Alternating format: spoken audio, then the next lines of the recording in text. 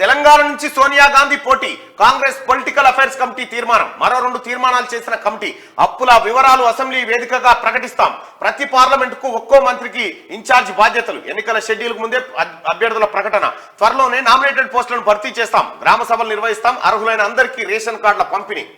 ఇక చూడండి, తెలంగాణ అసెంబ్లీ ఎన్నికల్లో గెలిచి అధికారంలోకి వచ్చిన కాంగ్రెస్ పార్టీ మంచి ఊపు మీద ఉంది. ఇదే సమయంలో రానున్న లోక్సభ ఎన్నికల్లోనూ గెలిచి తీరాలనే పట్టుదలతో ముందుకు సాగుతుంది. మరోవైపు అసెంబ్లీ ఎన్నికల్లో ఇచ్చిన హామీలను ఒక్కొక్కటిగా నెరవేరుస్తూ ప్రజల మన్ననలను పొందుతుంది. అయితే లోక్సభ ఎన్నికలతో పాటు ప్రస్తుతం తెలంగాణ రాష్ట్రంలో ముందుకు సాగాల్సిన పరిస్థితి పైన కాంగ్రెస్ ఫోకస్ పెట్టింది. గత పార్లమెంట్ ఎన్నికల్లో కాంగ్రెస్ పార్టీ 3 స్థానాలను గెలుచుకుంది. అయితే ఈసారి 17కు 17 స్థానాలను కైవసం చేసుకోవాలని తాతాలాడుతుంది.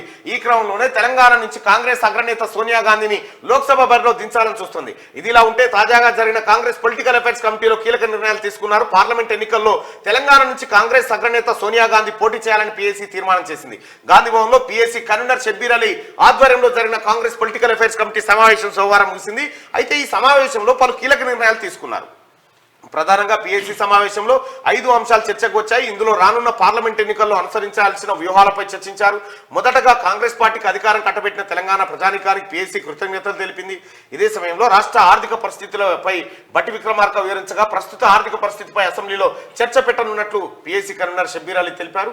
మిషన్ భగీరథ అవకతవకలపై చర్చ, రేషన్ కార్డు, ఆసరా పెన్షన్, మహిళలకు 2500, ఇందిరమ్మ గృహాలు, గ్యాస్ ధర 500 పై చర్చించినట్టు చెప్పారు. అర్హులందరికీ సంక్షేమ పథకాలు అందించాల్సిందేనని ముఖ్యమంత్రి రేవంత్ రెడ్డి అన్నారు. గాంధీ భవన్లో జరిగిన పీఏసీ సమావేశంలో ఆయన మాట్లాడారు. ఇది నిన్న PAC public affairs committee Congress పార్టీకి సంబంధించినటువంటి కమిటీ ఆధ్వర్యంలో తీసుకున్నటువంటి నిర్ణయాలు.